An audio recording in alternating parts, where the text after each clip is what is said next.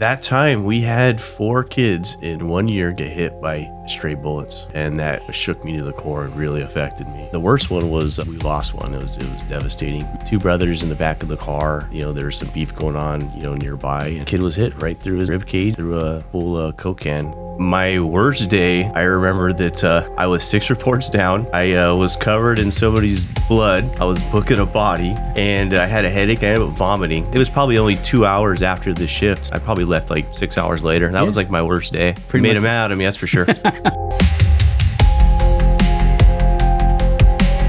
Welcome to the Proper Scoundrel Show. Brandon, how you doing, sir? Good. Great to finally meet you. I've been following your podcast, and they're super awesome. I'm surprised you're still listening. Yeah. No, I've listened to just about all of them. I especially prefer the ones from LA Sheriffs, obviously. Oh, yeah. You did your time in LA? Yeah. You paid your penance? Yeah. Yeah. How was that? You like it? Oh, it was a blast. You went out to patrol at NAT? Yeah. How many trainees? How many trainees sat in your car? I know the sheriff's department pays you, doesn't pay you. Yeah. But how many trainees did you have in your car, probably?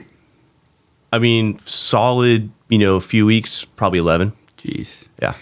We understand the 29-day cutoff. You're supposed to get paid, and they don't do it. They just make you do the job and hope you don't complain. Yeah. Pretty much, right? Yeah. Yeah, that's any job, though. Yeah, it was a lot of fun, I don't take it back, but, it would have been nice to get paid for it. But being a TO, I was hearing a lot about how guys are coming out saying, okay, train me. Like nothing, no ride-alongs, no. I don't know. I'm not talking about your trainees. I'm just talking in general. Yeah. Hearing TO say, the guys are coming out to patrol saying, it's your job to train me. Just, what do you want me to do? No preparation. Yeah. Were you seeing any of that? They were prepared or not as prepared? What were you seeing on average?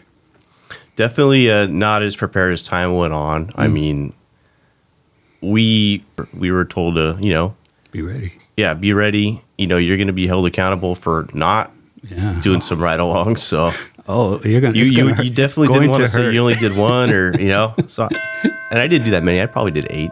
It hurt, and I had a ton. It still hurts. Yeah, I've said it here. Training is the worst time in a man's life or a woman's life. It is the most awful thing you'll go through. Hands down. I mean, compared to all the things I ever did, that was the most draining. I mean, challenging. I mean, my worst day, I remember that I was 6 reports down. I was covered in somebody's blood. I was booking a body, and I had a headache. I ended up vomiting.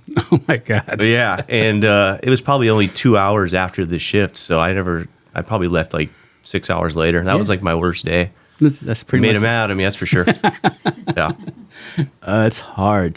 LA County Sheriffs, if they say LA Sheriffs have got away from stress training in the academy, they've never got away from stress training in patrol that I've seen. Yeah. It's that program is tough.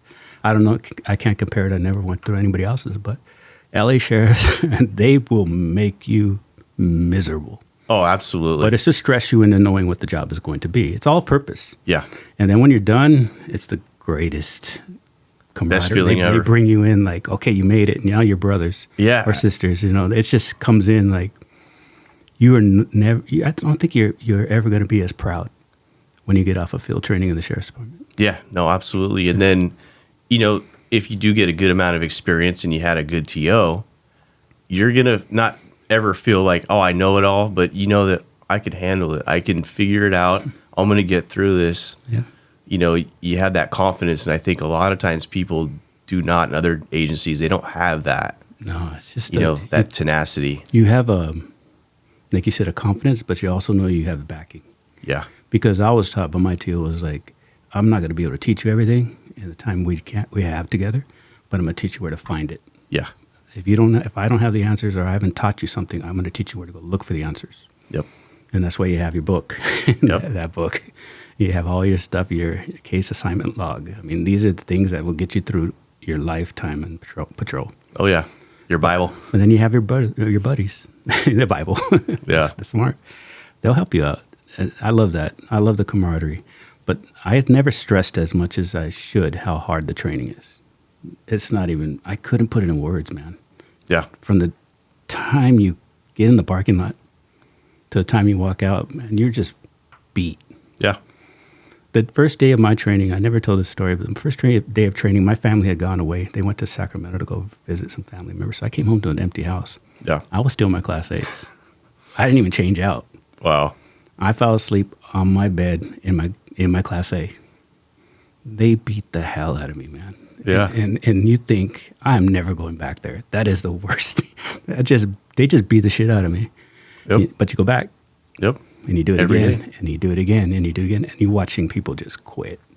Just quit every day. Just, I'm not doing this. And I look at them like, I can't blame them. But come on, don't quit. I'm done. It's the hard thing to do, but we do it. Yeah. So anybody who's made it through training understands what I'm saying right now. Hopefully you got some training that pushed you. Yeah, oh yeah. There's some training. There's some TOs where you go, that guy's not too tough. I think it shows eventually it'll come out. You're gonna have to face it one way or another. You might as well face it on training. Yeah, you don't want to face it on a call. Yeah. Yeah, because everybody's looking at you now. 100%. And when you get off training, it's more so. It's more stress too. Now you have to represent your TOs because your TOs are watching, man. I was more afraid of my TO getting bad information about something I had done. Like, I'm not going to mess this call up because they're going to, hey, what did you train this kid to do? And I make him look bad. And you don't want to do that. Yeah. That's why we call them daddies. Yeah. We do. It's like telling your dad you crashed the car, Yep. You don't want to give bad information. Yep. Yeah, it's tough. But you did it. Industry's a great station, though. You had fun? Yeah. No, I had a blast. There's just a wide variety of things out there. I mean, you have your really, really rich areas. You had this area that was like almost kind of like a ranching community, and they had some questionable figures, probably from south of the border, some things going on there. Yeah. You had your hood. I mean, you had everything. And then obviously the city of industry is a crazy city. There's maybe a population of 100 people, and it's like commercial, but it's gigantic. Yeah. Yeah. But I talk about the fact that it's the hub, especially for gangs. That's where the key holder used to be when I was there. Yeah. He was in industry's area. And I'm not going to mention names of the gangs because I don't give them props. But that key holder was there for a long time. Yep. And it passed to another one, same area. Yep. And then they got cartel because they're doing their thing on the other side. But you talked about the rancher side because I was over there where Bassett. You're getting tons of dope. Bassett's all dope. But industry is where you're going to see it. Yeah. It's such a big area. And they got Pomona on the other side. You got Baldwin Park on the other side. You got some great gang areas. Yeah, then you have a lot of people for some reason from like other gangs like in LA that you'd find out there and you're like, what are you doing here? How are you here, right? Yeah. But the traditional gang in La Puente, Valinda, the family, their grandma used to be tipped up, and they pass it down. Yep. You talked about busting the same guy 3 times in one day, shit happens. But that's a great area. Yeah. We talked about it on the phone a little bit, and I said, oh my God, I can bring back some memories right there when he told me he worked industry. Yeah. No, I did 6 years there from 2018 to 2024. Did my out-of-state lateral move. So what do you think about that? Did you think I'm not going to regret this decision, or did you think this might come back to get me? You know what? I felt good about it. I am a praying man, so I prayed and I felt kind of good about it. But I think when I gave up that badge, that was painful. It was tough, and in the back of my mind, I was like, I don't know, maybe the best days are behind me. But I gave it a shot in a different state. And another department, or where'd you go? Yeah, another. I'm not going to mention the name of the agency, but it's near the Portland metro area. How many sworn? I want to say I'd probably estimate like 300 sworn. Whoa, from 10,000 to 300. Yeah. Is it true that if you piss somebody off, you're done? Like a boss, you're done. It seemed that way. I could say that. I don't want to go into too many details. I know. But if you're not giving up the department, I still kind of live in that area, so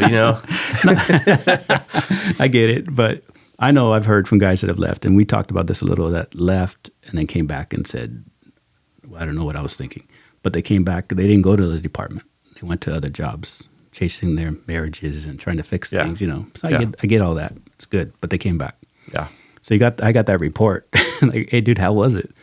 Man, I'm never quitting again. It's just one of those things where you belong to something. Yeah. And they really it's like, one guy told me, it was like coming home.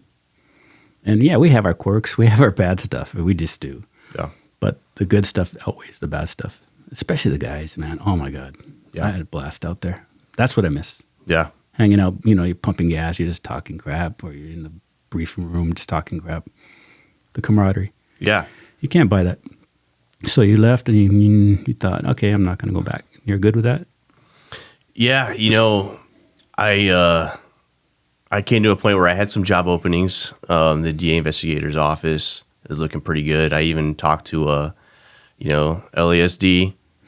But I talked to my kids and sat them down. And I was like, how would you guys like to go back to California? They're like, no, no hesitation. I was like, all right.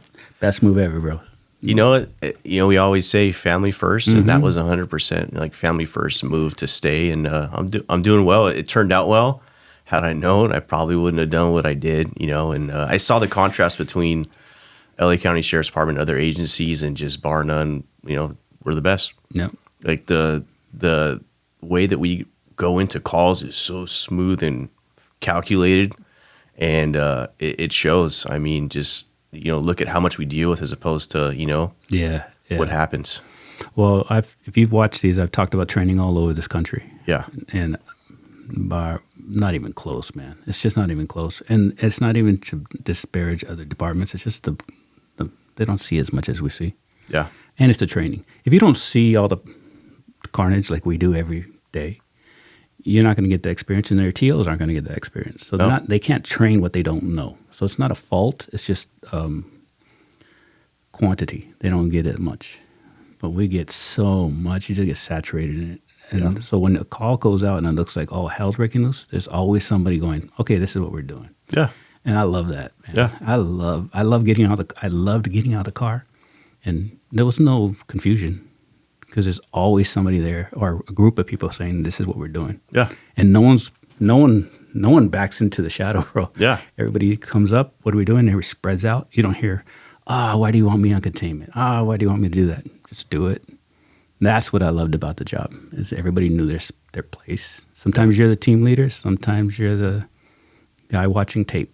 Yeah.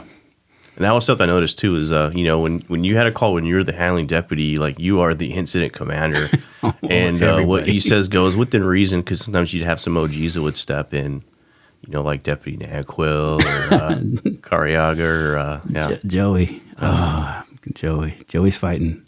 My prayers to Joey. Yeah. I just saw him. I went to his gathering. Yeah. That man is a stud. Yeah. Stud. Yeah, there's some people where you'd have some really crazy calls, some curveballs, and then you'd have. But Joey Knack will walk up. I'll be like, oh, dude, take it, because he knew everything, man. The guy he's a badass. Yeah. In the field, 100%. badass. And Sean too. Sean knows his shit. I mean, Sean Cariaga. Yeah. I told you we were in the academy together. I'm trying to get him in here, man. Oh, I'd love to see that episode. It'll be a 4-hour episode. Well, probably multiple episodes. I think I need a PowerPoint on just what the hell he did and when. You guys had so many crazy situations. Yeah. He get on the radio, go, oh God, here it comes. Nope. What is he doing? I got a 4-car pileup, shootout. I delivered a baby. What the hell? Because whatever could happen on his calls or his thing. Yeah. It was Sean. So I've been trying to get him in. That's funny. I need a whole season for him. Maybe if he sees this, he'll come in. You got to tell me why they call you doctor. Okay. So I had the most terrible timing when it comes to, getting baby mama pregnant.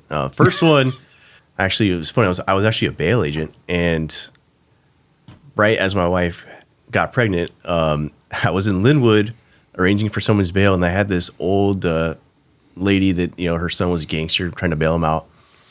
And she's like, do you want to keep doing this? And I was like, no, I'm actually trying to go into law enforcement. She's like, let me pray with you. And I was like, okay. I mean, I actually went to a black church when I grew up, so I was kind of used to it. So it was kind of awkward, but she's like, hold my hands. And so I held her hands, and she prayed for me to be a cop. And she was like, you have blue eyes, you're going to be fierce, and they're going to fear you someday. And then my wife, lo and behold, was pregnant at the time, and I got the call a month later to get interviewed by the sheriff. So I got hired. My first was born in the academy. In the academy during the time. It was so stressful. I was almost as bad as patrol training. And the second one was in patrol training. So that was really stressful right before. So the third one, so here's why they call me doctor. So the third one, that day, my wife had been having the Braxton Hicks contractions, and I'm just like, chill out, just the fake ones, typical, guy. But there was a murder that day, and I was the first one there. It was there's a kid that was from Blackwood that probably killed a lot of people. And so I got there and I'm working on him, and it's human life. And while I'm doing this, I'm like, I could be saving a killer right now. But he succumbed. He didn't make it. I kind of wanted to go home just in case my wife was going to labor. Well, I get home and,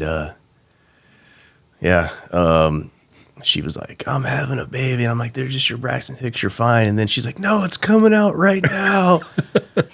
And then I started having heart palpitations. I tried to call 911. I lived in Elsinore, so no reception. And then I just grabbed the towel and I caught the baby in the towel, my son. Yeah, and rightfully so, because he's super hyper and he's like, he's nuts. But it was just funny afterwards. Coming now? I know. And she hates this story, but I always say that I saw a life taken and a life born in 4 hours, and it was a trip. Oh my God, what a spectrum. Yeah, so I always tell people I'm a doctor. I'm kind of a doctor. That was really stressful. That was like being on the patch. When your son's coming out. Yeah. You delivered your son. Uh-huh. How old is he now? He is 5, and he's like me, but on steroid, just a beast. He can actually pull 90 pounds. I cannot believe it. What? Yeah. No. I think he's going to be a deputy. You have a son that was born in your hallway. In my hallway. I have a picture of it. It's pretty funny. You put up a little plaque. I know. Dr. Corum. And my first one, so we had this agreement. It was kind of harsh, but I got to have this job. I got to support my family. So, we had the agreement. You're going to miss the birth of your child so that you can go to the academy and graduate. But I just felt something. I was like, you know what? I'm staying at the hospital. I don't care. They can suck it.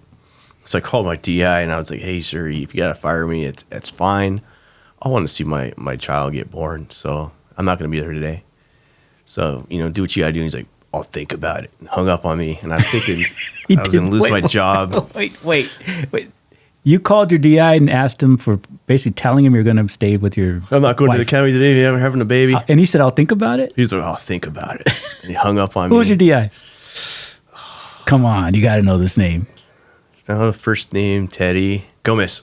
Teddy Gomez? Uh-huh. I don't know the name. Yeah, I think he went into Aero Bureau. Oh, no way. Oh, yeah. I'll think about it. Uh-huh. So then I come back to the academy thinking I'm going to get fired. And it was a range day. And, my DI, Gomez, was like, all right, Corum, get over here. How heavy was your baby? 4 pounds, 4 ounces, sir. Tiny baby. He's like, all right, everybody, we're doing 4 push-ups. And so we had to do by the numbers the weight. 4 repetitions, 4 times for each exercise for my daughter. How cool is that? Yeah, That's badass, actually. Yeah. I think you're working up north now, right? Yeah, so I cover the Pacific Northwest. I do fraud investigations. I am licensed in 3 states. Really? Yeah, I can't mention the company name, That's okay. but it's the largest insurance fraud investigations firm, I think, in the world. Like, oh, Jesus. Lots of work. I think I just worked 85 hours last week, which is that's my all-time record. I never did that in LA. Worked a lot in LA, but not like that. Yeah. I got buddies who do that. They take the pictures and they follow people around in insurance fraud. Yeah. They're doing well. Yeah. And they won't. I said, dude, you're 70 years old. No, I'm not. I love it. I love it. I work when I want. Yeah, and sometimes you still get some cool stuff. Like I just had a staged fire incident, arson. I mean, I had a case was a staged burglary, and there were some guns that were sold and reported really? stolen. Yeah, really. I can imagine that. Yeah. Like inside jobs, basically. Yeah, so you get to do investigations. Yeah, so Nice. more than just like obviously it's surveillance, but a lot of it's like more formal, where you dress up, interview people, take pictures, and Okay. So we were talking earlier. You did pre-body cam. And then you did body cam. Yeah.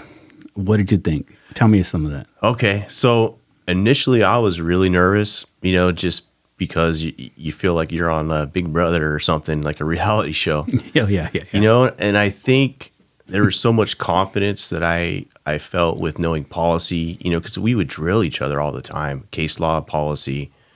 So after day one, which was kind of awkward, I have a funny story about that too. But I didn't change. I mean, it was the same, maybe not as direct, but if you know what I mean. But it was still very like I felt comfortable, with what we had drilled each other on as far as knowledge on doing what I did before. You realize that it doesn't matter if you're being watched. Yeah, you can do the job. Yeah, I mean, because you knew your job. Yeah, and I probably shouldn't have, but eventually, my slang and my bad words came out again. And hey, I'm trying to not say those, by the way, because my kids are probably going to watch this, but I'll probably slip. For you, I'll bleep it out if you slip. That's all right, you can. But the body cam thing, what I see, the problem I see, there's the guys out there with the body cam. Yeah. The ones who have the trouble are the guys that don't know their case law, their law. Yeah. And that's just the facts. I'm watching them explain something to somebody and go, that's wrong. Mm-hmm. That's wrong. Yeah. That's not true. And they're recording themselves to be wrong. Yeah. And now they look terrible, but that's them. That's training. That's something they should be good at. I'm not going to give them a break. They should know it. You don't cite something that isn't law. Yeah. And try to use it as your backing to go in someone's house or pull them out of their car, or tell them they can't record here. That kind of stuff. Yeah. Like, hey man, he's on a public sidewalk. What are you telling him? It's against the law for him to do that. I'm just in general. Yeah. Know what you're saying before you speak. We already did it. Hopefully, we had the training for it. Yep. So when the body cams came out, I told people I had to do training on it before we got them. Yeah. Because it was already known that we were the guys that were probably going to be doing the analysis when they brought it to us, because we do video. Axis and Taser or whatever the companies they were using or trying to get, they were talking about recording, but we knew that if Dept does something, they're going to bring the recording to us, and we're going to slow it down, block people out, whatever they want us to do for court purposes. So I went to the training by myself in Vegas, and they're explaining the camera to me, and I thought, this is great. It's cool because it's going to show that what we deal with every day. Yeah. If we have our knowledge, we're going to look good. If we have our training up, we're going to look good. Yeah. Professionalism, good. Language, never. We're terrible at language. We're going to use a lot of bombs. Most of it's to get our point across. Yeah. So I thought it'd be a good thing. And I've spoke on how it's being abused when it's not a call. Using it for when the guys are in the locker room talking or in the car talking about the weekend, getting days off or saying something. Yeah. You can't do that. It's against the law. Yeah. That's your private speech. Yeah. But the county was doing it.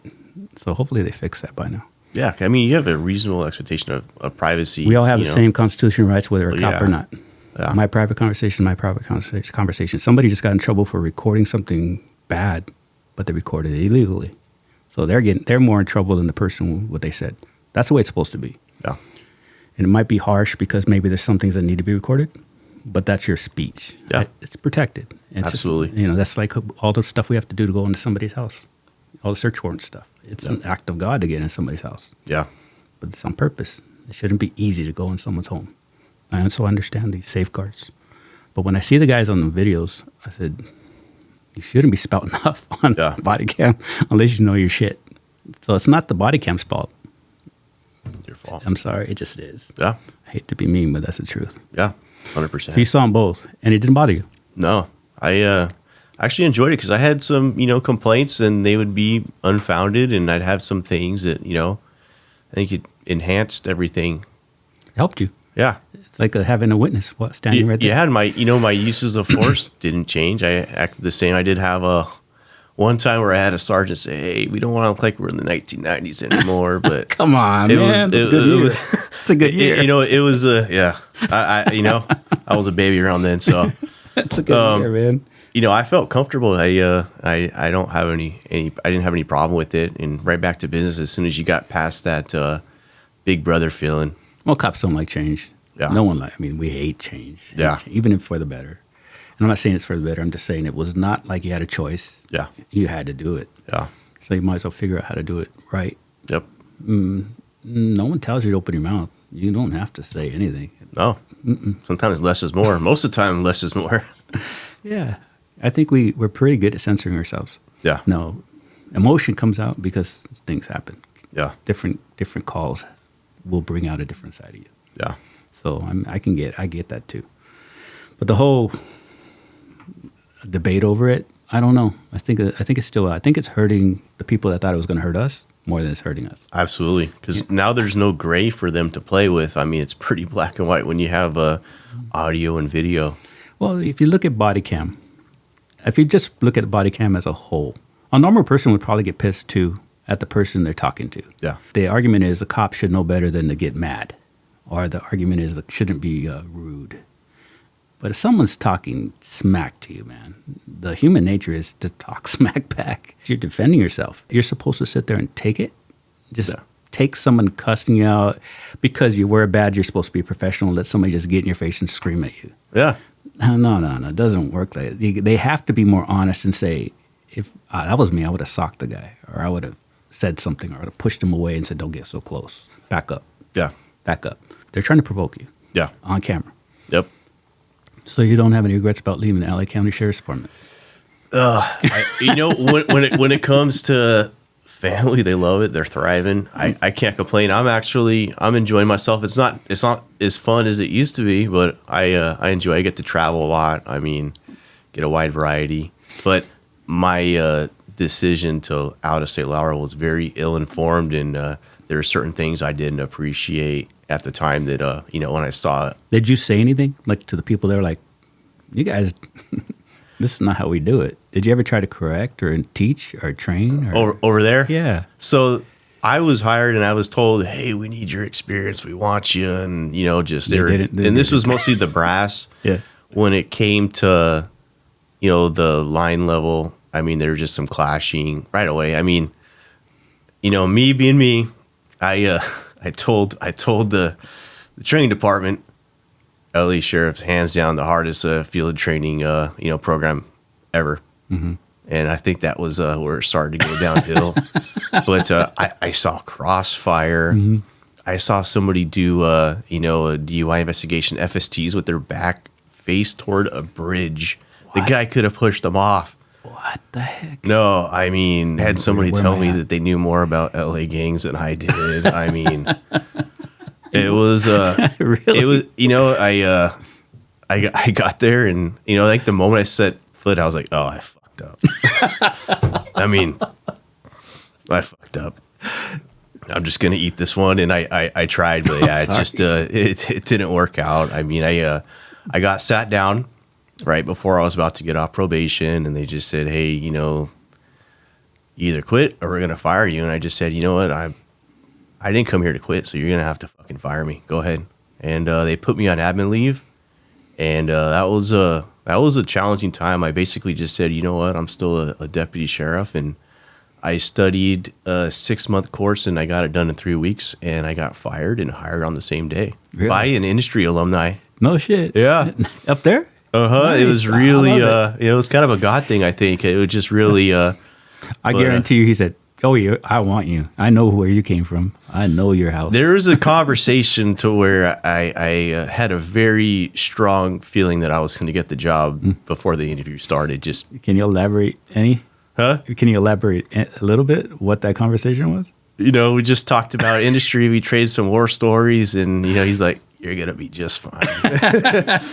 And like I said, I got fired and hired on the same day. I mean, it was a blessing. Sounds like meant to be. It worked out well. It worked out really well, but terrible decision. I can't emphasize that enough. Yeah, it happens, man. It happens. But I like your reasoning.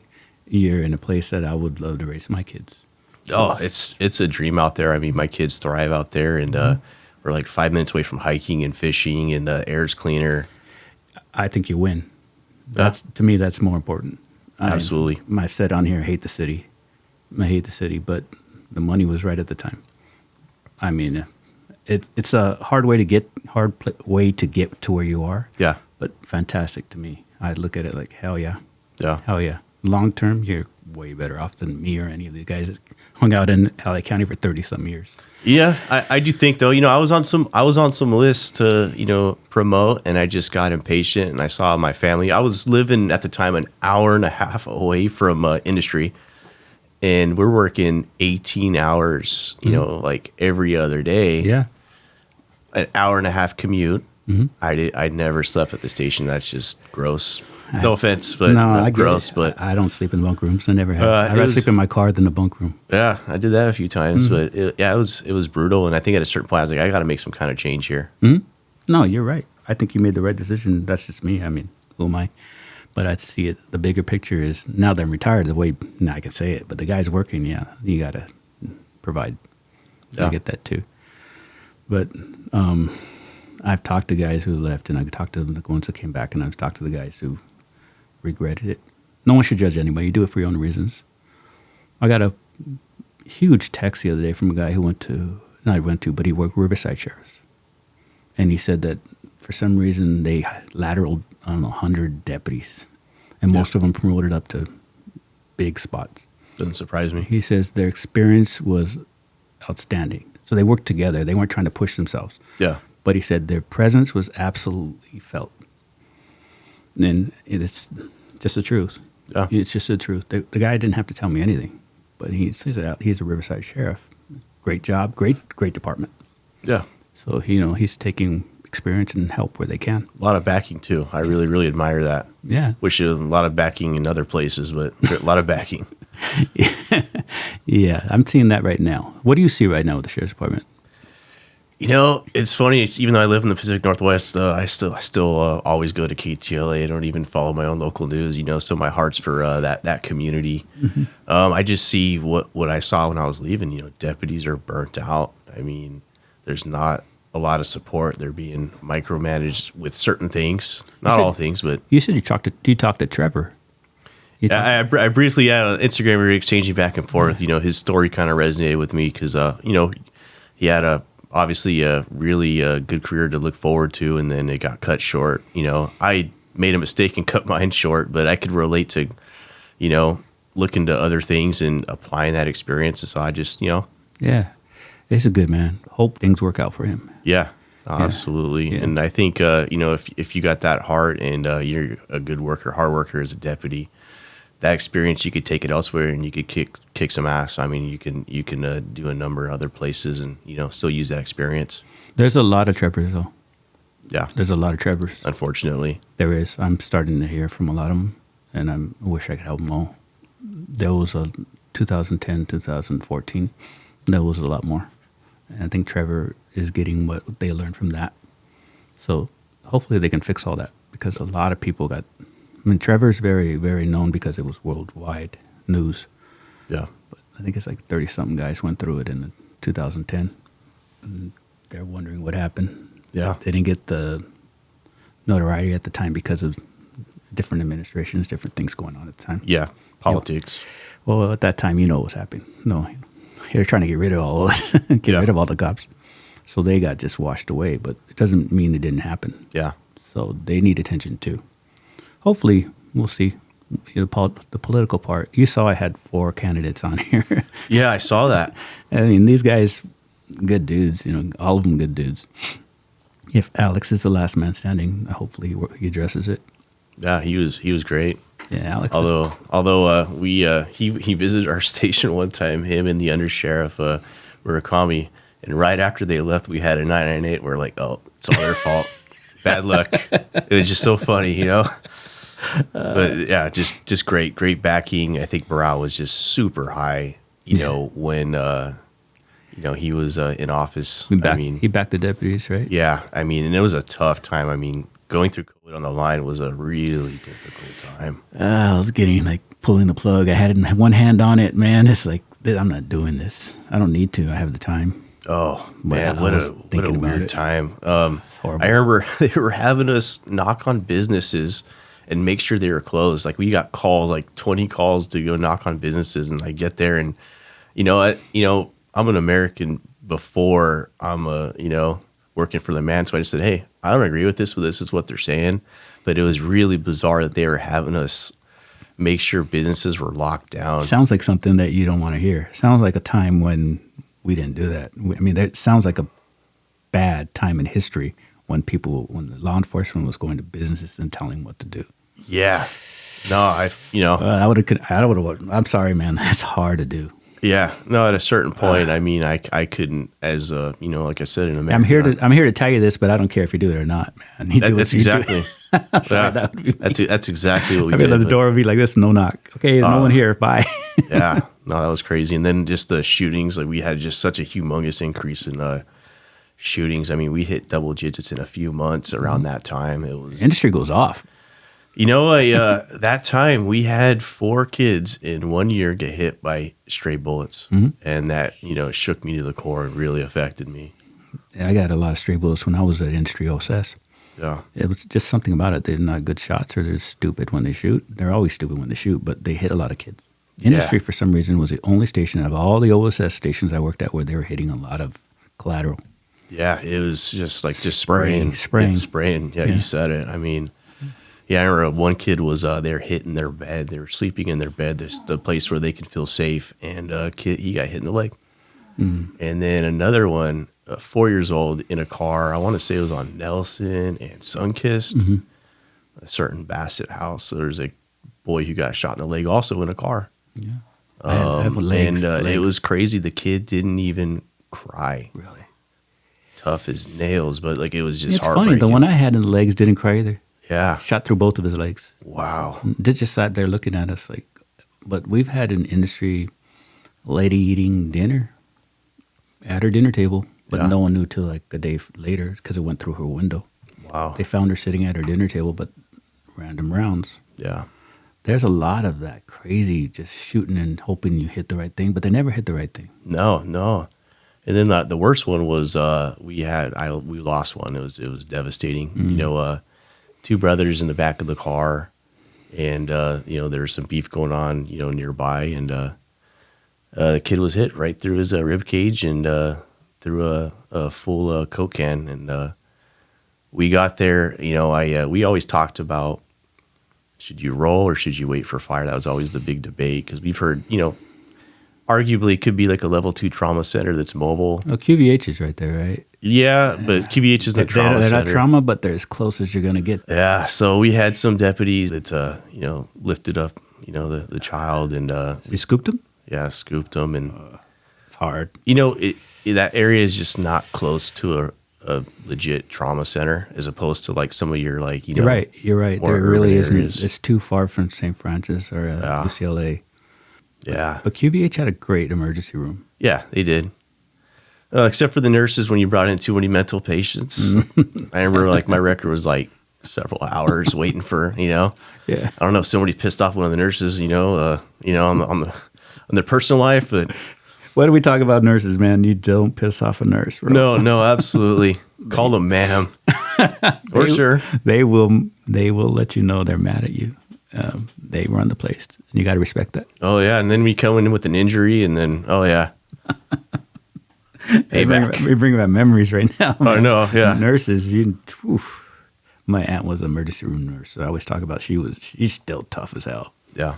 Toughest lady I know. Yeah, I'm scared of her. Oh yeah, they're tough as nails. I mean, I'm still scared of her. I hear her voice. I'm like, oh my God, she yelling at me? She talking to me?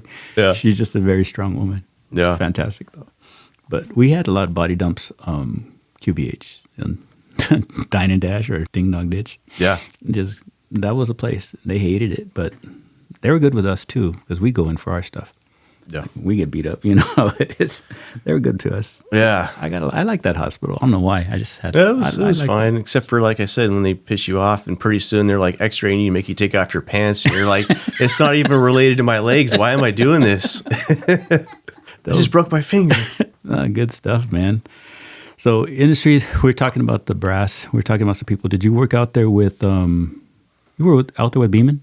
Yes. Yeah. Oh, Beeman. Yeah, he was. He passed away, huh? Yeah, that was really, really unfortunate. He was really funny. I love that guy. He said some pretty funny things. I remember there was this one time, when I first got there, it was the holiday season. I knew you'd have a Beeman story. Oh yeah, this is my first impression. I only caught the tail end of him, but so there was a bunch of like OGs on a day shift when I was training, and he was briefing us, and he was like, if something looks out of place, if you know what I mean, if they don't like they're from around there, then go address it, and then he's talking about a certain race over there, then the whole room just started laughing, just the way he said it. He called them crooks. Yeah, you see any crooks out there? Yeah. Crooks. Yeah, he was funny. And then I loved when he would review my reports because, pretty high success rate. He would, he'd look at it and then he'd just about always sign it. He was great though. Yeah, I loved him, man. I didn't even work for him because I worked OSS, but yeah. We would take someone to jail, and he'd make a way over and say, "We've been looking for that guy. Thank you, guys." Yeah. And he would make a joke, and I just heard he passed away, and I was like, "Oh man, that's a good one. That's such a good one." I have great memories of that man. His briefings were hilarious. Yeah. Oh, he made us laugh all the time, and then he'd have some back and forth with the OGs who like call him out, and as a trainee, I'm trying hard not to laugh, and serious face. Well, he's a big black man. He's freaking huge, right? Oh yeah, he's a beast. And I don't mess with him, but he's a lighthearted, funny guy. Yeah. But I love how he addressed. He knew your cases. Like he would, I guess he'd read reports and actually probably bored reading what happened. And he would come up and, "Hey Adam, you guys got that dude over there, man. We've been looking for him for weeks. Thanks, man." And, no problem. That's just the job. And then the next time, "Hey, I heard you guys." It's cool. You don't get that from Watch Sergeant. No, that's not too common. That's a great feeling too when they take notice like that. It's a good man. Take the good ones, I guess, early. Yeah, man, it broke my heart. Yeah. Then Ernie passed too, Ernie Raposa. Yep. I don't know if you know Ernie. He was another good guy. Industry stress, I guess. A lot of industry guys going down. Yeah, we just we lost one. He was like my mentor role model, George Meza.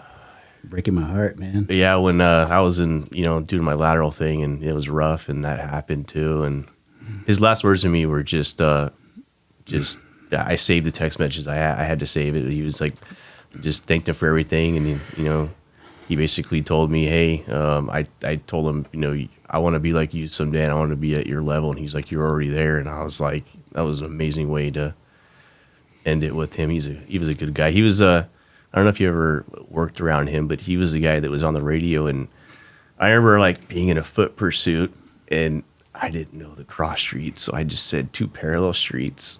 And he knew it, and he cleaned it up, and he got the radio, and it sounded like, just, smooth jazz on the radio as opposed to, me just sounding like a shit show. He was, God rest his soul, good man, great cop, fantastic cop. I got excellent on the radio. I had not a foot pursuit, but I was following somebody, and I went to ground because he went to ground. So he jumped in some bushes, had a gun. He laid in some bushes, and I saw him lay in the bushes. So I got behind some cover, and I was calling the ball. But I was trying not to let him know where I was watching him lay in the bushes. So I'm whispering. Yeah. And I'm calling the ball. I'm on this street, that street, blah, blah, blah. And somebody goes, 10-9. Like, you fucking asshole. And George gets on the microphone and he goes, "Sir, do you want me to coordinate?" I said, "Thanks." And he put it out. Oh, just perfect. Because I had said streets, but I was whispering. And then when I got the guy in custody, he said, "I saw you behind the trash can." I go, "Yeah, I saw you in the bushes." Yeah. He goes, "But I saw you." I go, "I saw you too." And we're just talking like this, and he just got out of Patton State Hospital. Just a crazy freaking ding, right? Yeah. But George, that was George. He understood He understood I was talking quietly because I didn't want to give up my position, and he took it and he coordinated the whole thing. It was fantastic. I thanked him. And he's such a hard worker. I remember that we had a certain deputy that had their gun stolen out of their POV, and he got word who it was. He went by the moniker Casper, I think, and that man, he knew that he was like kind of like a gun salesman in the riverbed over there. Mm-hmm. Meza, like literally, he would 1038 like 10 people at a time down there. I mean, he was just like the bum hunter. He was he was feared down there, and eventually he got him. I mean, that hard work, but he knew people. I had a bad story with him. I pissed him off. Yeah, I'm gonna say it. I mean, his sergeant. They're the city team. They're the city team guys. Yeah. So we're in the same trailer. Yeah, and their sergeant. We did some warrants, and the sergeant told me, can you go with my team on a warrant and kind of help them out? Yeah. And I said, I'm not the guy who's going to go over and start messing with people, because I knew it was George's team. It's his team. You could tell it was his team. Yeah. I said, I don't want. He goes, I need you to help him out. It's all right. So as soon as he heard that I was going to be there to like watch, Yeah. but I entered with them. We did the whole thing, but they wanted me to watch. And the sergeant pulls them all aside after, and he says, "Okay, guys, Adam's going to tell you what's up." So I took them all back in the house, and we went through the whole thing again. Yeah. And I'd done thousands. I'm just saying I did, OSS, we do thousands. Yeah. So I just kind of walked them through, and then I could see George was in the corner like this. Just pissed, dude. Like, this is my team, right? And I knew it was his team. I'm not trying to step. I didn't ask. Somebody asked me, right? Yeah. The sergeant asked me to try to help his guys with an entry. Yeah. That's all it was. So George I could tell he was pissed. He didn't even say nothing. He just sat there with this look on his face, and I go, man, he's fucking mad. So after it was all over, I go, George, and he comes over like still mad. I go, you understand that your sergeant asked me to help you guys? I didn't ask. And he goes, I know. I go, it's nothing against you. I know it's your team. Yeah. I go, I didn't want to do it, bro. He goes, no, but what you said was right. So I appreciate it. And after that, we were cool. Yeah. But I could tell, I was like, oh, man, I knew this guy's going to be pissed. You know guys in charge. Yeah. And it wasn't his fault. It was just they're a very young team. Yeah. Very young team. And they're, for the most part, they did good. Yeah. There's some things I told them that were just little minor things that could help you, maybe save a life, Yeah. So I couldn't say, no, I'm not going to help you, and then here the team gets hurt. That's why I actually did it. I said, if he's asking me to do this, it's probably because he sees something, you know. And it's just experience, we did a lot of them. That's all. But I love George. Oh, yeah. And God rest his soul, good man. No, just good man. Excellent man. I mean, he was like in his late 40s, early 50s, and just a stud. I mean, Great dude. every which way. I mean, we all, idolized that guy, and that was really, really tough. And Well, it's one of the reasons we started this thing, is to get guys in here and talk. yeah, Guys that need to talk to come in and talk. I'm not saying that could help, but this is what this is for. I'm doing a couple of shows coming up in next month with professionals that address this exact thing. yeah, Doctors. yeah, They're going to talk about the psychological part of being in this profession for so many years. yeah, So she's coming in. She's going to do a whole show on her profession. So she does cops. That's her thing. She does the cop psychological stuff. yeah. I think it's important. Super important, and you don't realize it because you're so submersed in it. But like, you have to think it's normal. That's how you survive. And, and you have to have that You dark think humor. that's the way it is. Yeah. I'm stressed. I'm not stressed. I'm happy. I'm stressed. I'm sad. I'm mad. Yeah. You just think that's the way it is, but it's not good for the human body, man. Oh, and then when you get done, you get out of it, And we see a you lot start of people to be like, wow, that was not normal. That was not normal. I don't feel right, and I started talking to a lot of my buddies, and then I thought, this is a good spot. Let's do this. Yeah. Let's get the guys in here. Maybe this will help. It'll be fun at the same time. No, absolutely. But just talking, I think it's a good thing. We're not doing anything crazy, and I have links in my description if they want to talk to other people. So Cop Line's there. They're 24/7. Yeah, So I've always kept that link in there. I want people to call there or call me. yeah, But she's coming in specifically for that. It's the first time I'm going to have a professional in that area. that's great. And I think it's a good thing. Hopefully I get more. Yeah, I want this to be a outlet, but also have fun with it. yeah, I think you can have fun and release. I don't know if you watch, we've had crying on here, laughing on here. We've had a lot of emotion. yeah. No, definitely. I saw that, and it's great because you're kind of capturing the whole picture, and you're getting, not the, filtered version. You're getting the unfiltered, especially when you get somebody like me or somebody else that's like out of the job, and now I can, I take all comers, man, and I'm so happy you reached out. I thought it was fantastic. I mean, I'm getting a lot of people, but a lot of guys aren't in the state anymore. Like you. It's like, well, when you come visit your relative, call me, and I get a lot of that. I'm going to be there in August. I'll be there in September. I go, cool. Let me know. But most of us jump ship as soon as they retire, man, and that's a good thing. Yeah. And I'm planning on it still. Yeah. No. Yeah. Keep them coming. I mean, it's been great for me. And then as soon as you messaged me. I was like, oh yeah, I'm gonna jump on this one. Then I've been meaning to see my parents in Yeah. Orange County. So Well, hopefully you make a lot of trips. Yeah. Because I would love for you to come back. And I just think it's a good way for you to connect with probably your buddies still. I mean, you probably have buddies in the department. That many years, you know a lot of people. yeah, I haven't gone and visited. I'm actually probably gonna go today for the first. I've been out here a few times, but I just especially with what happened to George Mesa, I was kind of hard. But I'm gonna go there today. George. I mean, fuck. Sorry. Bothers me. Yeah, no, same. But a lot of good times out. He was a funny guy, and he was such a good role model. And he would. I remember, when you're a new boot and you get done, you're nothing, and then he would take you in kind of like you had been there for a minute, and he'd hey, let's go get coffee and bring all the. He was good at getting people together. He's just a great guy off duty. Just great guy, just talking.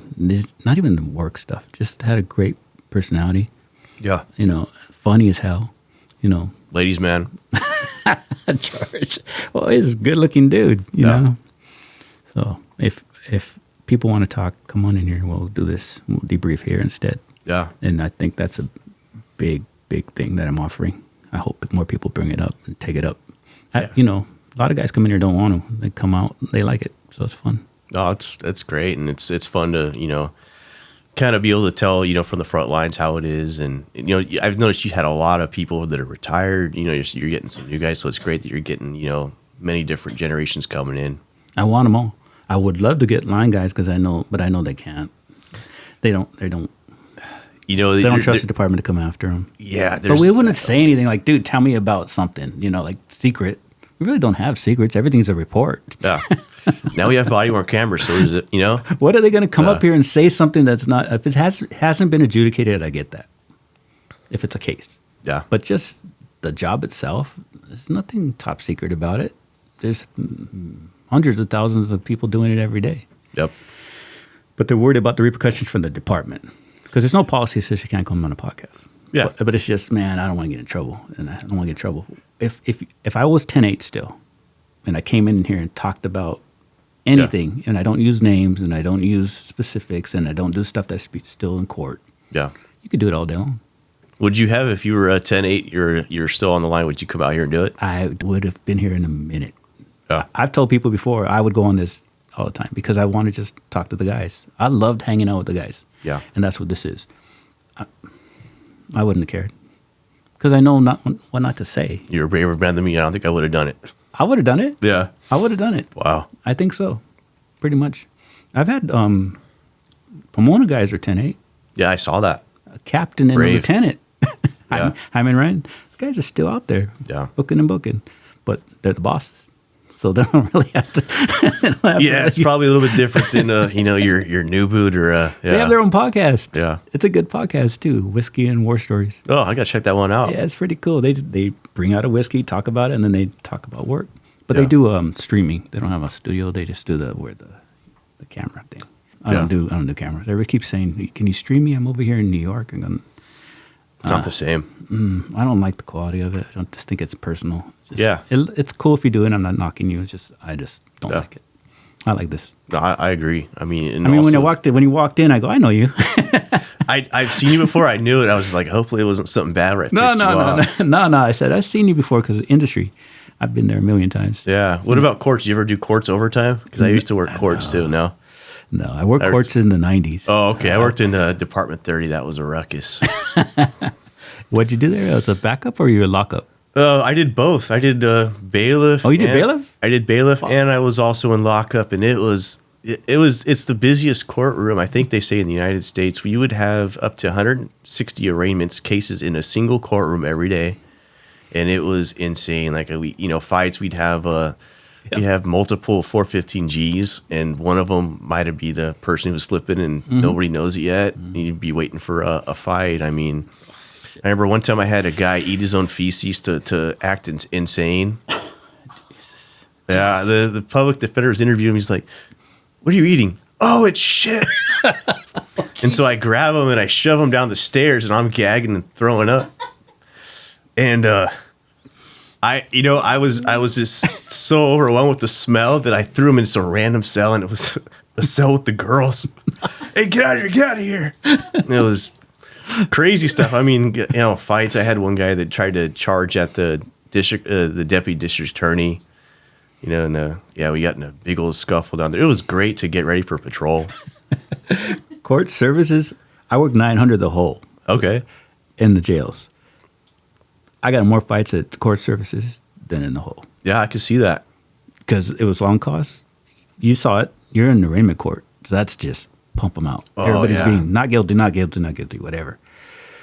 But the emotion of a long cause or trials is they're going to prison. Yeah. So they want to fight you. And then if you're not fighting, your partners are fighting. So you're helping your partners. Yep. You go to lockup.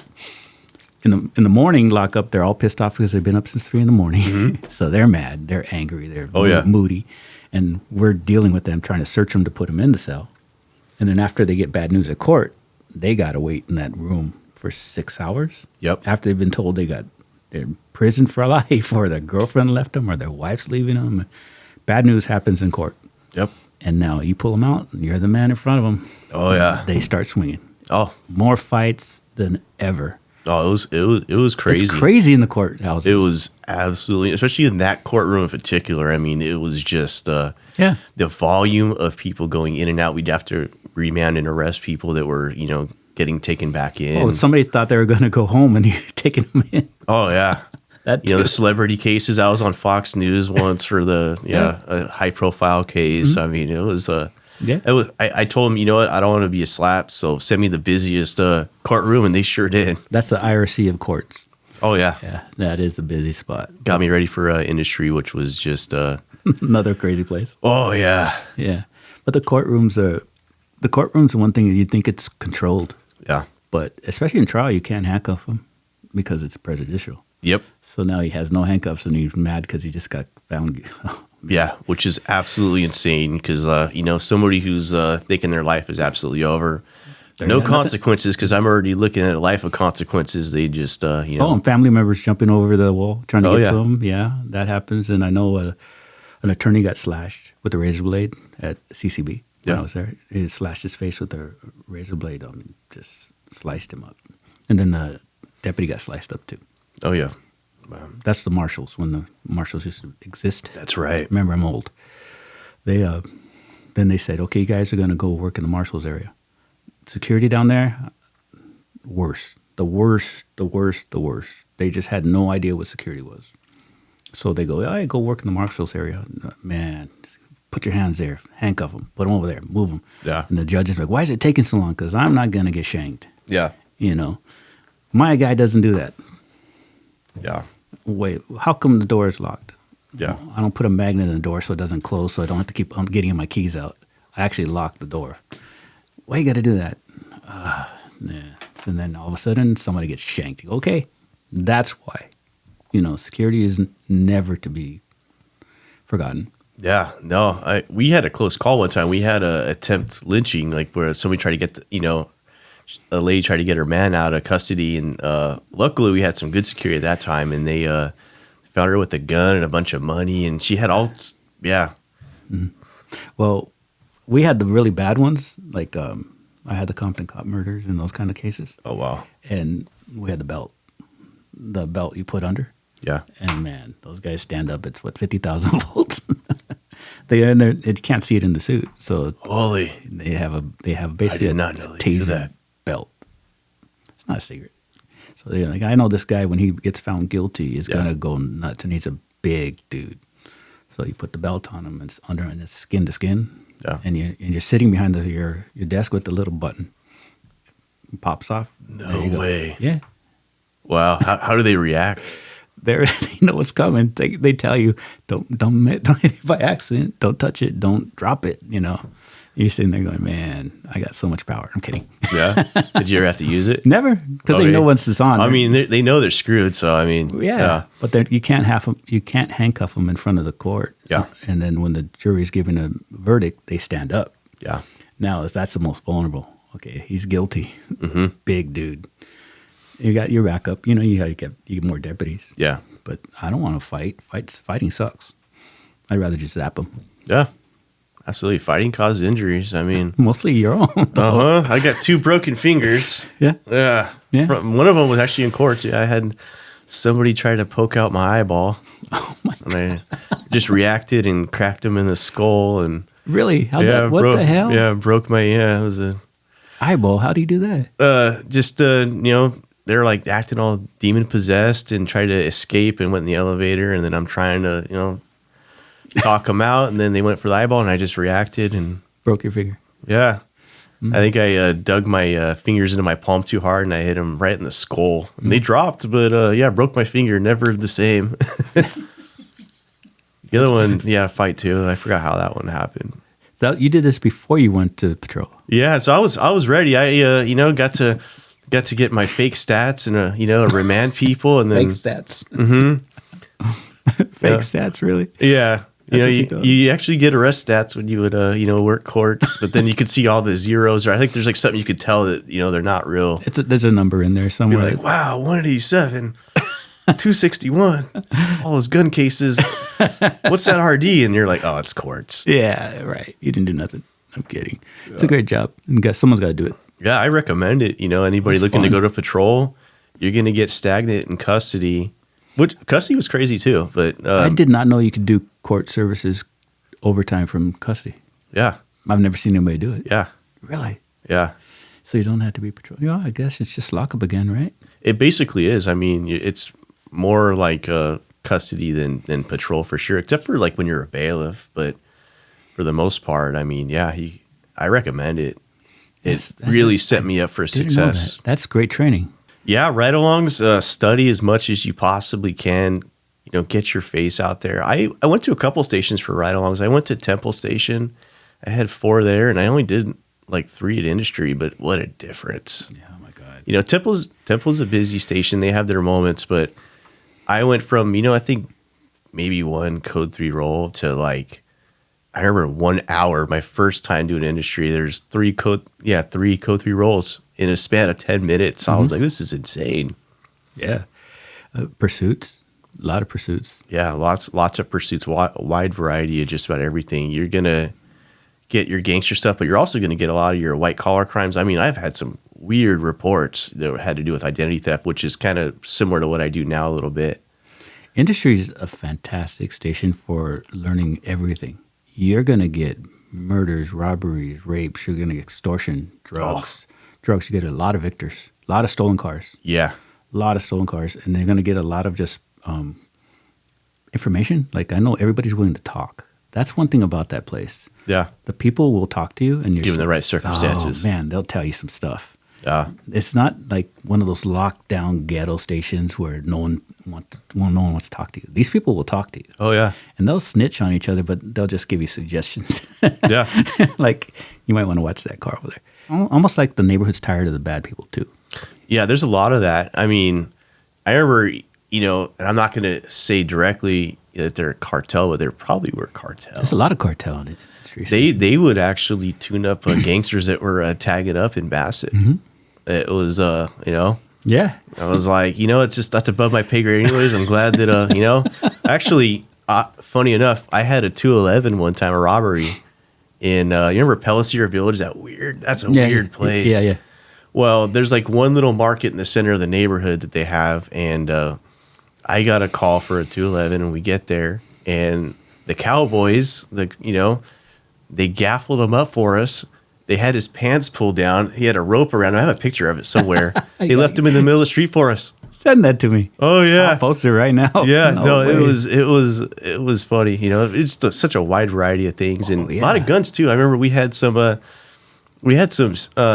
Century deputies that came out and they were getting a lot of guns. They're like you can get guns out here. It's like shooting fish in a barrel, especially like during COVID. That's when we had just shootings galore. I mean, oh my God. I think you had Anthony Velasco went out there, did Tony V's son.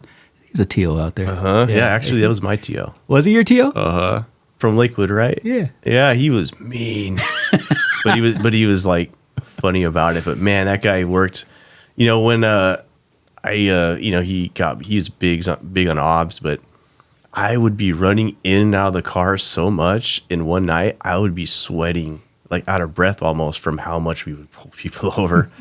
That guy was, he was a rock star. I mean, I think I might have been his last trainee. I did not know that. Oh, he worked me. You were his puppy. Oh yeah, he worked me a lot. He was a lot of fun. We had a lot of cool. I remember with him, I had two different times where I had to have back-to-back shootings. Like I would have like 2 shooting incidents in one night. Really? 2 different occasions. At one time, we had this call. It was a prowler, and it was really funny. Typically a prowler is like some crazy guy like hopping fences or whatnot. We get there and the guy immediately makes himself known to us, and he's like, I just got shot at. And we're like, this guy's nuts. I've seen how this plays out. I go and pat him down, and I look at his sweater, and he had holes in his sweater. No way. And he was like, "Fucking Blackwood, they're trying to kill me." and I'm trying to put out a crime broadcast, and then all of a sudden, as I'm putting out a crime broadcast, another one, right down the street. Oh, and so then I cut my crime broadcast short, and then we go over there, and I put out 2 crime broadcasts, one after another. It was everybody's like, "What is this guy doing?" Yeah, I was actually people said I was a shit magnet. Oh no, you too. They said things I got involved. They called it a Corum caper. Now Corum capers weren't like they weren't as romantic or like exciting or sexy as like the other ones, but they're wild. I mean, they took work. People were like, "Oh no, Corum's coming." A lot of moving parts. Yeah. Had you and Karyaga at the same time in the same station? You know what? I only got to be with him just for one day.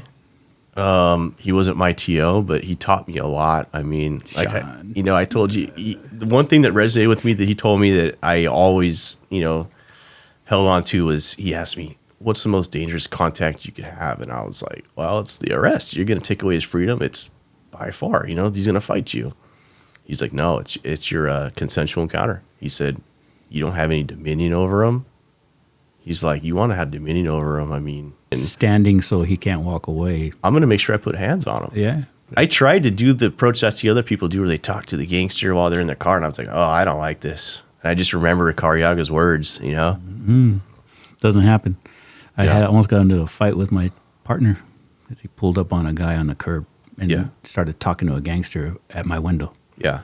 And I pushed the door. I actually opened the door and pushed him back with my door. Yeah. And I got out of the car. Yeah. And I go, come here. And I put him on the hood and did the whole thing. And the guy was trying to talk to the gangster through my window, over me, talking out the window. And we had words. Oh, I bet. We had words. I mean, you have your family, you have your wife to come home to, like. You're not going to park me to die right in front of the gangster that you haven't searched. Absolutely. I actually literally pushed him with my door. That's how close he was to that's how close he put us up on him. Like, what? Yeah, it was ugly. We were behind I think we were behind like a builder's emporium. So he starts driving away. We did our thing. Go back there. Oh. First day with him, first hour with him. It's a get. He really didn't say much. I was right. Yeah, absolutely. That's 100%. You don't put me on the door. No, just, you got to make sure you take care of each other and get each other home. I mean, you're trusting this person's, I mean, they're going to help you get home every day. I said to his face, you came from East LA. Where the fuck did you learn that? I know they didn't teach you that there. And then it never happened again. But then I did some credit checking, and I realized, I knew what I had. Okay. Some stations will dump. Transplant. Like you put in for a good unit, you think, oh, they're going to get the best because you have to apply and they have to be accepted and you have to do the round table. Back then you did a round table. Yeah. Or someone had to vouch for you and all this stuff. So you usually get the best. But especially you got the workers. You're supposed to. But some stations are like, well, he's great. Now we got rid of him. Yeah. They did that to a few people. Their problem now. There's a few people. Yeah. There's a few people, and one of them is an A-Lads rep. I'm not going to say it, though. Oh, A-Lads. I saw him on TV the other day. I'm going, dude, you? Yeah. Now I know. I didn't know. I saw did the video and go, oh, now I know why all this is happening.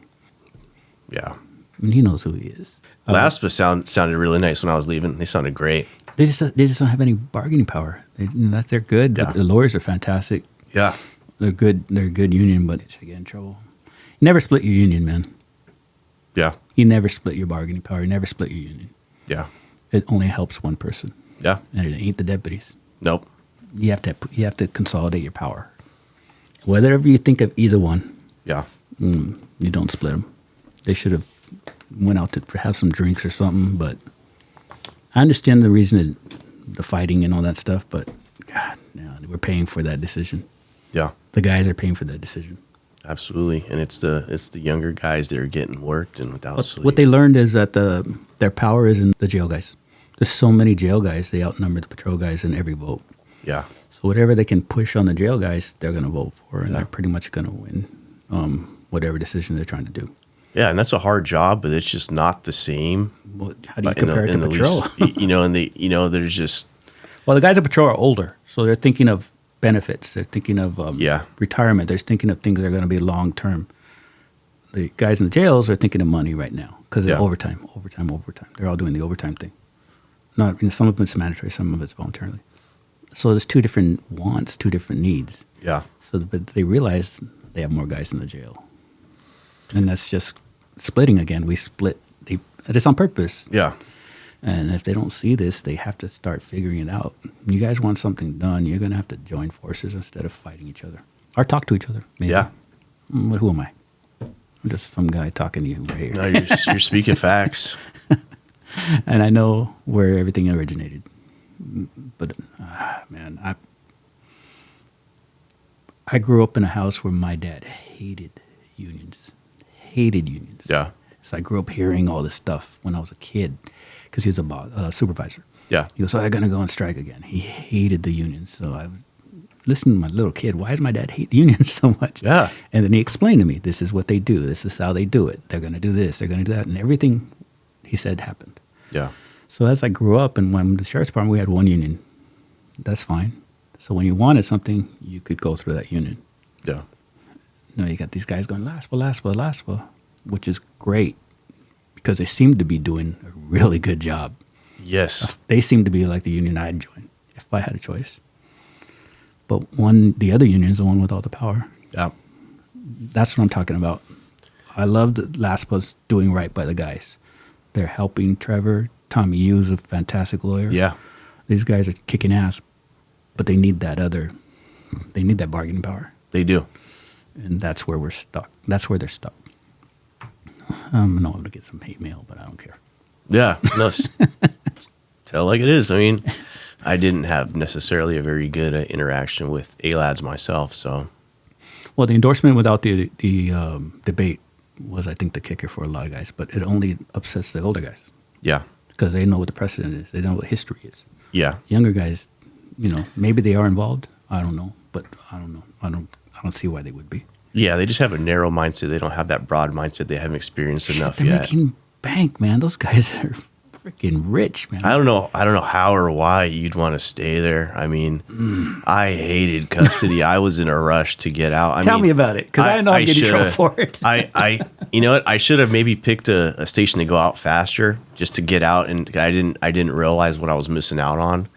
But man, that place was rough. I mean, it made more sense as I went to patrol, because then I realized we don't need to punish. These guys are already getting punished in custody. We don't need to punish them and make their life even more miserable. And you know what? Like, even if he's being a dick and he's like talking shit to you, you're like, he's in there. You know what? He ain't going nowhere. Yeah. You get to go home. Yeah. Why let him affect you? I think when you're in custody, you just, it's a very different mindset because you don't see that. So you would always, try to.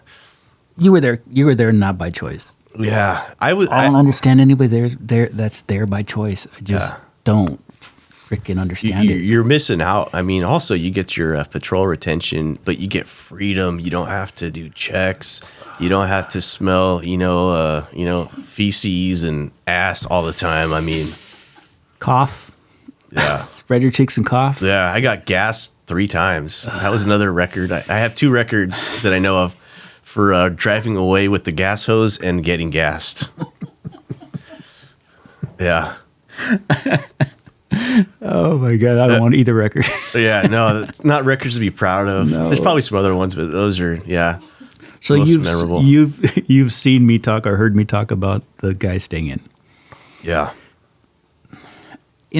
I'm trying not to be mean. I'm just saying I don't understand how that could be your place of business by choice. How do you make that decision that this is where I want to go every single day? Yes, that environment. Everybody that's in there, prisoner-wise, wants out. Yeah. Everybody who understands what the mission is going to patrol wants out. Yeah. The nurses have to stay there. The staff has to stay there, the civilian side. Yeah. But you have a choice, and you're going to make more money, and I don't get it. You know what? I would say there's so much overtime patrol that, I mean, I was making it. Obviously, you're working a lot harder for your money. But you're step 6. You're making more money, and then you can go to another unit and get more money. Oh, yeah. But being in that jail, it's just disgusting in there. Oh, I couldn't stand it. I mean, I wanted out right away. Everything you can imagine a jail would smell like and be is. Yes. No, it's actually probably worse. Yeah, it's worse. It's worse. And to choose that over going out and going to patrol at least, and then maybe going to go drive buses, go to court services, go to something else, go hand out soccer balls. Yeah, and you're a peace officer. Like, do something that's like. Being I hope they're not saying they're cops. Yeah, well, probably are. There's probably some people with Instagram that are putting on their their plate carriers and talking about how they're nobody understands me. Protecting the community. But you know what? I do have to say that is a really tough job to work there, and it's great that you're helping people have to, if you're helping facilitate people having to answer up and face what they did, and that's great. So I do have respect for that. It's hard, but you're missing out. Yeah, and I've tried to advocate for their side of the deal. Yeah. Some people don't see patrol as something they want to do, but the only reason I could see that being a thing is that someone changed their mind. Because no one goes to academy saying they want to be a jailer. No one. So something changed. Brandon, we have to say something changed in their mindset or their home life or whatever. Yeah. And then you can extend if you have to fix your home. Because that happens to a lot of guys, and I understand that. Girls, too. Things happen at home where you need to fix, like marriages and kids and health issues. I get all that, and I respect that. But the choice of an able-bodied person saying, I want to stay here, and I didn't see this as a place to stay, something changed. And I got to believe, and what I'm hearing is, especially old-timers, they're way more mean than I am, but is that that maybe they went on a ride-along, or maybe they talked to somebody, and they talked about what we talked about at the beginning. It's the most awful thing you can do in your life. It's the most work you'll ever do, the most stress you'll ever have, and the most uncomfortable you'll ever be. Yes. Patrol training. Yes. You will be 100% out of your element. It's not human. It's not human. The human being isn't supposed to go through that type of stress.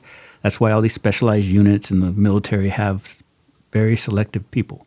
Yeah. I'm not saying I'm Navy SEAL. I'm just saying it's a very selective type of mentality that goes through that. You have to want it. Something made them change their mind. Somebody else would say they got scared. I'm just saying something made them change their mind. Yeah. If it's a bad ride along, like you went on a ride along and they treated you like a trainee, maybe that could be something. It didn't bother me. They treated me like crap on my ride along just like they did on training. Yeah. But I was expecting it, But to say I'm going to change everything and I'm going to sit in this hellhole every day for 30 years, it had to be a fear. Absolutely. And if you feel that fear and you're an avoidant, then you're kind of in the wrong job. Well, what did Ron Duvall call him? Yeah. It starts with a C. And he's a man. Yeah. So you got to respect the man. Yeah. That's his opinion, and I get it. You're a TO. When someone gets in the car as your trainee, you expect them to know some stuff. At least do their homework and, like you said, know their penal codes, know their case law, know the basics. Yeah. They should know how to do a basic broadcast. They should know where they're at, read a map. The map and the radio. Know the major streets. Yeah. Just know the major streets, unless you're like in a smaller area where you can, know the grid. I mean, just know the major streets. I made a grid of my whole neighborhood, 100 blocks, because 100 blocks are, it's preparation. It's not the hardest thing in the world, but it takes time. You have to have the discipline to do it. So you make your 100 blocks, you make your grid up, your major streets, and then the radio. The radio is going to screw up everybody because no one can prepare for that radio. Oh, The No one. radio's a beast. That radio's, I've talked about it. It beat me down. Oh, I thought I had it, man. I've been on so many ride-alongs, but that radio, I missed so many calls because you know, when you're trying to listen to the radio, you're listening to only the radio. But when you get in the car, you're listening to your TO. And now you're looking around and you're looking at street signs and you're writing something down. Oh, yeah. And they got the radio, got LTAC where they're talking to you. And now you're trying to answer an LTAC and the radio just went off for you. Yeah, no, it's a beast. You know, it's funny that now that you're mentioning it, and also to bring in my first TO, Mr. Velasco, who was super mean. I didn't know at the time, but I had ADD, and he was the one who gave me the rude awakening because I had to multitask and you know, be able to, you know, do the radio, interview people. And I started realizing, man, I have the hardest time being able to concentrate. I remember one time, like the breaking point, he'll probably remember this, was I was interviewing somebody and and she was telling me about her family, and she mentioned that her loved one died. Oh. And, you know, I don't know what happened, but I end up, you know, a minute later, I was like, all right. And then, so where's your son at? And then I just told you he died. And then, you know, Velasco was about to punch me in the face, rightfully so. And I was like, I got a problem. And so I actually got on a medication. No way. Yeah, I was able to function really well, you know, until patrol, because multitasking is. And then he turned me into just being hyper vigilant to where I was dialed in. I mean, he'd call things out. Did you see that? And then, you know, just I got really dialed in. Just such a good growing opportunity. But man, he was tough. I lost 20 pounds on patrol training. The 20. Probably all from him. The training 20. Everyone loses. Oh yeah, 20. but I got hyper vigilant. I mean, like when I went to my other, you know, agency, and they saw how hyper vigilant. They're like, whoa. Yeah. And I was also really picky where I would park. You know. Oh yeah. I was really, and so, you know, the other agency was like, why do you do all that to make sure you, I was like, you gotta, people can come out of anywhere and shoot you. Like, it's gotta be habit. They thought I was crazy, but yeah, he a lot of growth, you know, in my 4 months with him, very long 4 months. So you're giving me the thing I wanted to hear. Yeah. The patrol way past my time. So I wanted to hear what's going on now. It sounds like it's the same when I went through it. Oh, but for the audience, that's not a lot of civilians. Mm-hmm. It's. I hope we're explaining or giving it justice how intense it is, and to give credit to the guys who go through it from all departments, guys and girls that go through the same training, because it's not light. It's not like sometimes this is the way it is every time you come out to training to be a sheriff. Yeah, that's what I know.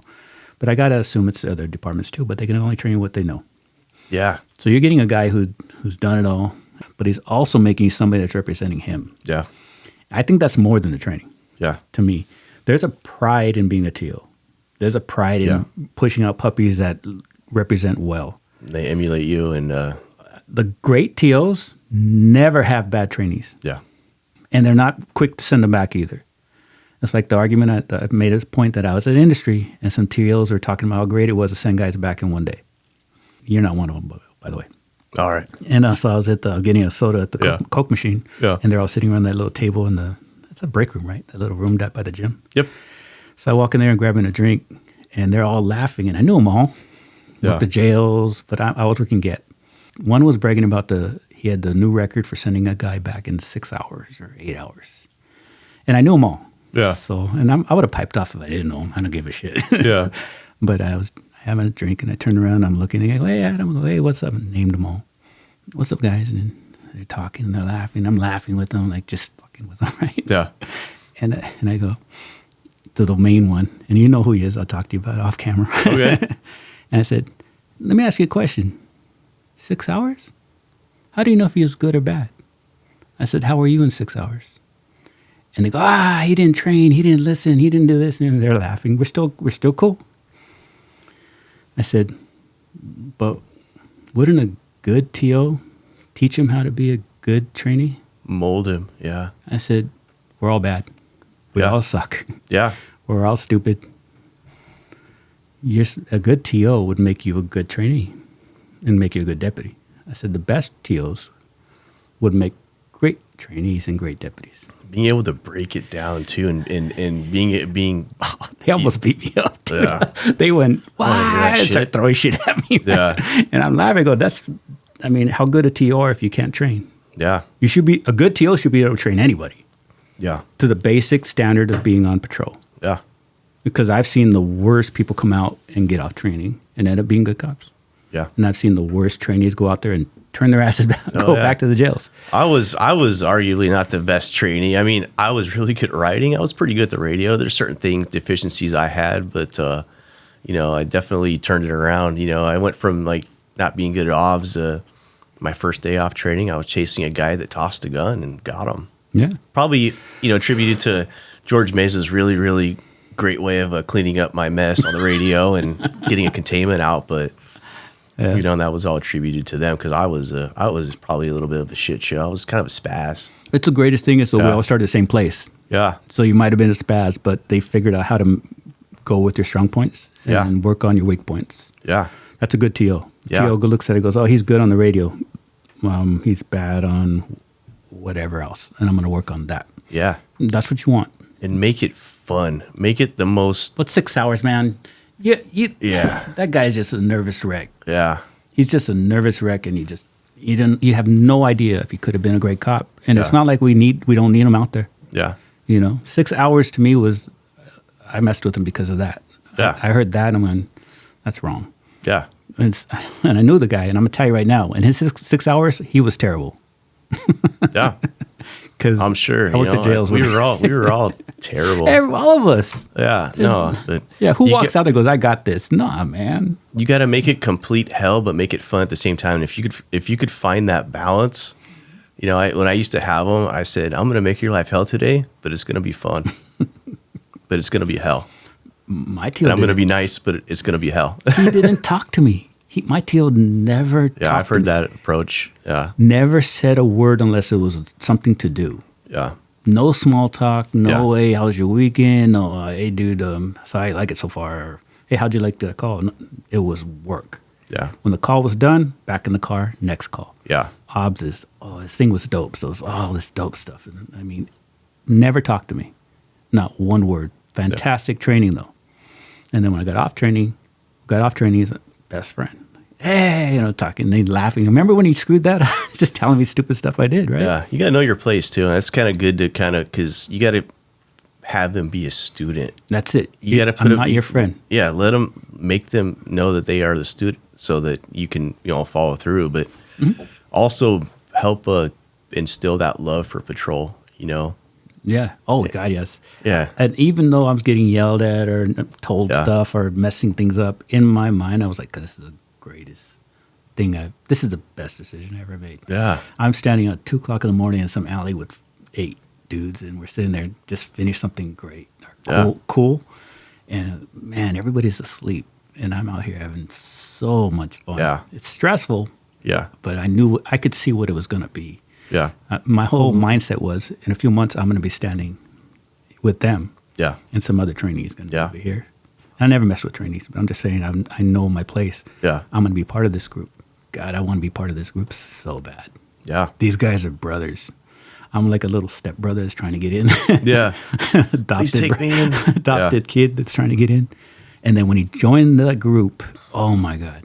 Oh, that was such a great feeling. Briefing after you get off training is kind of like so amazing. Oh, it is. It is. And When you get to sit at the table and everybody's just talking and I can talk, yeah, you still don't because you're still worried. Yeah. Still worried. no, yeah, and you still kind of don't feel like one of the guys yet. I mean, no. So industry is interesting. I think it's the only station that does this, but they don't pin them right away, or we didn't at the time. No? No. So you have to earn it after because you good. could be complacent. You could be like, oh, I got my got pin, it. I'm good. So I remember getting so frustrated because day one off training, chased a guy, got a gun, he tossed it, did some other cool things. And then I remember and I probably shouldn't have said this in the hallway, but I was like, what do I have to fucking do? Get a bazooka? It was 2 months. Finally, I got pinned and it was a great feeling, but make them earn it afterwards. And even then, Yeah. but that was you wanted it more after that I got to keep working. My TO told me, you have to work harder when you get off training. Oh, you do? He said, I'm going to sign you off, but I expect you to be in that cage more than ever. You're representing me and you're representing the sheriff's department. It's not time to, I got off training, I'm going to screw off and not do anything. Kick my feet up and I'm just going to chill and he goes, chill at doubles. And he said, he said to me, I'll always be your TO. So if you fuck up, I'm going to hear about it. Oh, yeah. Then I'm going to come and tell you, just like you're a little boot in my car for the first day. And I'm like, good. Yeah. It scared the shit out of me. Yeah. Well, I still have Anthony Velasco like yelling at my ear, even when I'm not safe now in my job. I mean, he always kind of lived in there with, just kept me. Man. They just stay, huh? Probably kept me safe off of training from all the things I did on training. When can you say that about any other training where you'll be at home and those lessons come up and you hear voices saying, do this. Yeah. Don't do that. Yeah. What are you doing, dummy? Yeah. Hey, stupid. Yeah. It's probably what we call him daddy. You know what I mean? Yeah. Daddy and puppies. Yeah. Yeah. Oh, yeah, that's true. My daddy just passed. So. Oh, I'm sorry to hear that. My respects. I just found out. I didn't know he had moved away. Yeah. But damn. I'm sure he'd be happy to know that I'm still listening to him. Yeah. No, he's still yelling at you in your ear. Yeah. Especially when you get lazy. Yeah. Or you get complacent. Yep. I hear his voice going, "No, stupid. That's you know better." Yeah. And when I mess things up, I go, "Oh God, I know better. I know better." And that's what you need. I mean, that's the sign of a great training officer is that they're going to be that voice in your ear like, afterwards, and you emulate them. Like there were things that I did, like Velasco. Or I actually had another one. I think he's a detective now, Rubian, but like. I would still have them in my head, and that's just a sign of a great training officer. That's something, that I hope the 11 that I had with me for a few weeks at a time, like had the same. I used to say to, when you ask for the patch, you say, please. And I know people do that. I never heard that. Give me the patch, please.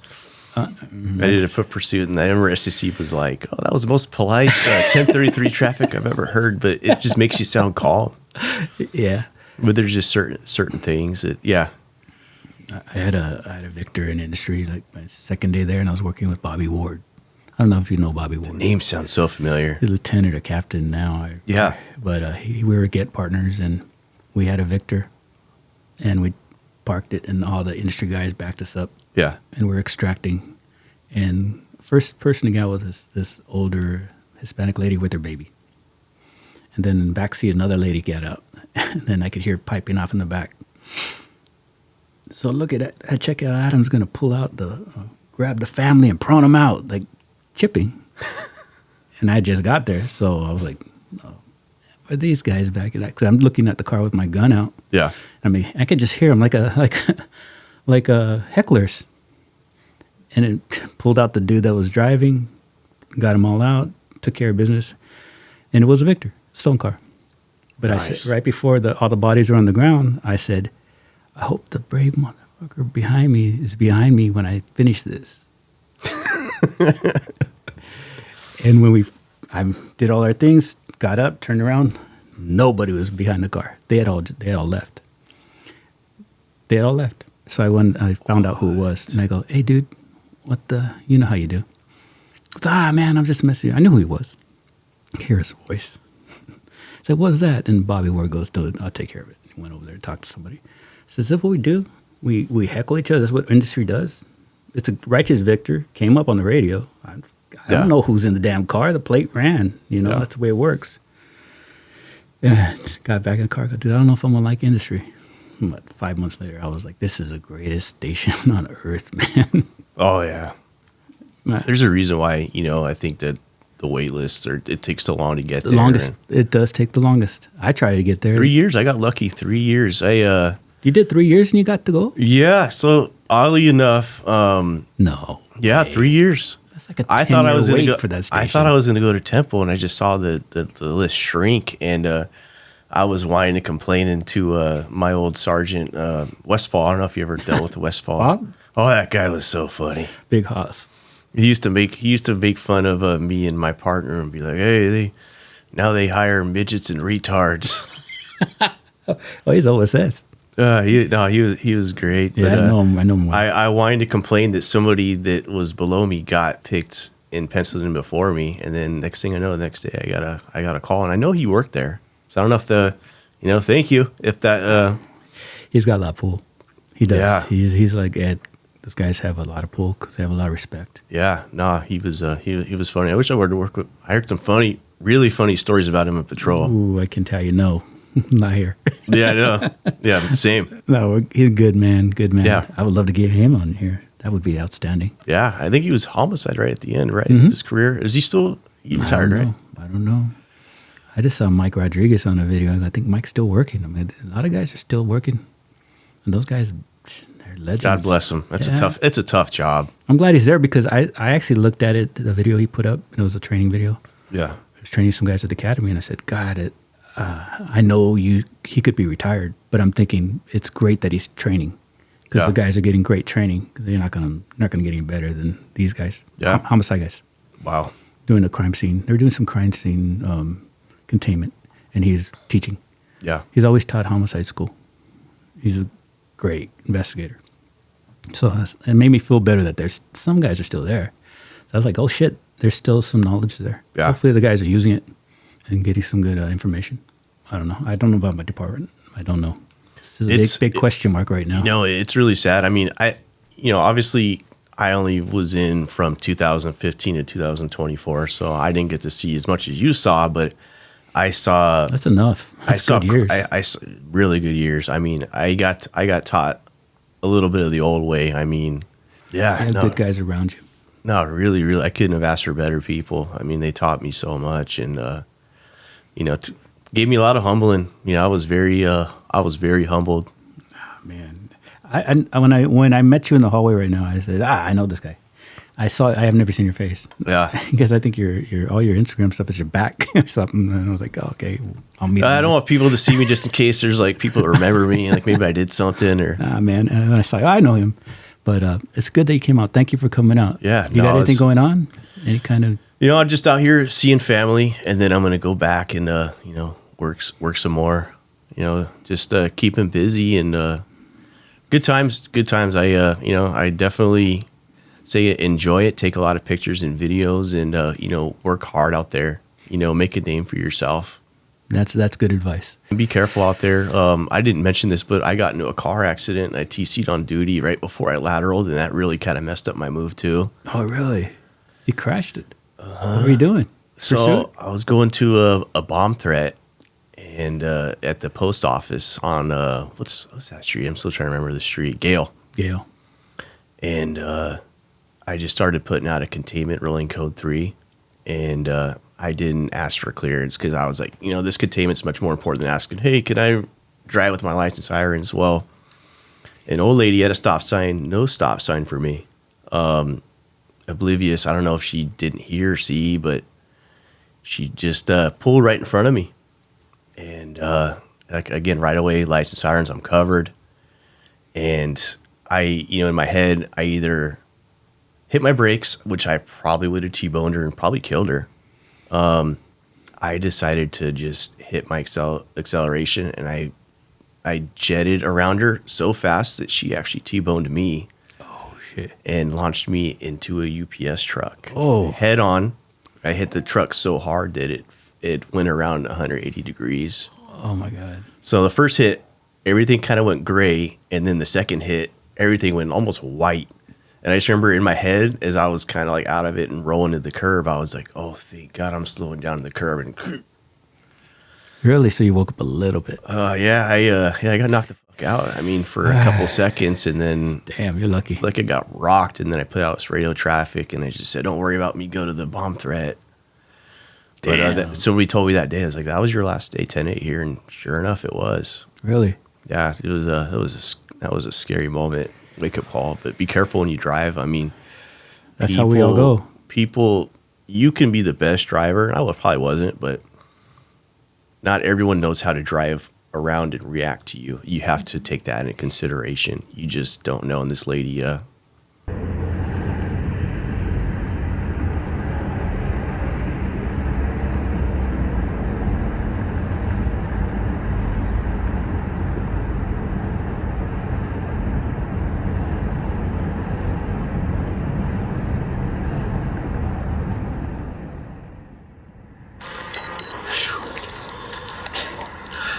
141 Adirondack, requesting out you are involved in a 2-vehicle TC, deputy involved.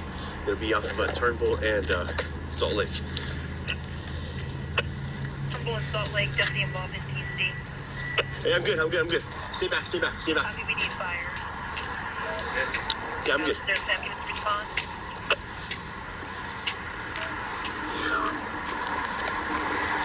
Hey, 1-on-1. I'm code 4, guys. Just go to that 996P. I'm code 4 here. Off of Clark and Turnbull. Yeah, we drive crazy. We drove really crazy. I never had a TC, but my partner, Dan Light, that comes in here, he wrapped it around a telephone pole, and he almost died.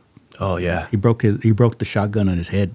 Oh, So imagine the impact that's of right. that. I heard that story. I remember that podcast. TCs, we lose more deputies or officers with nationwide in car accidents and domestics. Yeah. Car accidents mostly. Because I do EOW at the end of every one of these shows. So I always look at, who am I going to put up. Yeah. Charles Lane Industry, TC.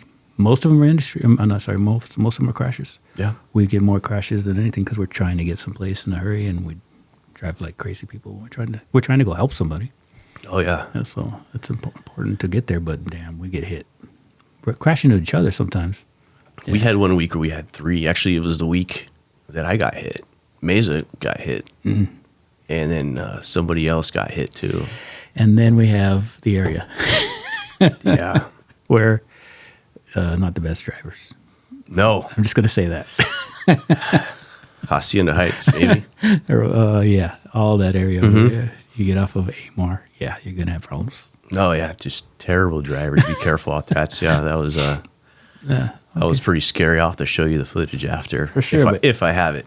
Anytime you want to come back and visit me, man. Oh, yeah. Tons. This was great. And well, tons of, I love your industry stories. Keep them coming, or just any of them. I love it, man. I love that you're watching, and it makes me keep wanting to do it because I got to hear from the guys I can't hear. If they want something special, tell me. We'll talk about it. But I needed to get back to my roots. So I'm happy you came in. I'm so happy you're here. Oh, it was good for me, too. I mean, I've been kind of running away from my career this whole time, not thinking about it. And I got really nostalgic the past couple months. So man. this was great. And You work for the greatest sheriff's department in the world. I know. I And did. so did I. And I did. Privileged for doing it. And there's haters. I don't care. I'm just going to say it. It's not untrue. Yeah. Yeah. But thank you for coming out, brother. No, it was a pleasure. Thank you so much for having me. Thank you. All Take care. right. Bye-bye.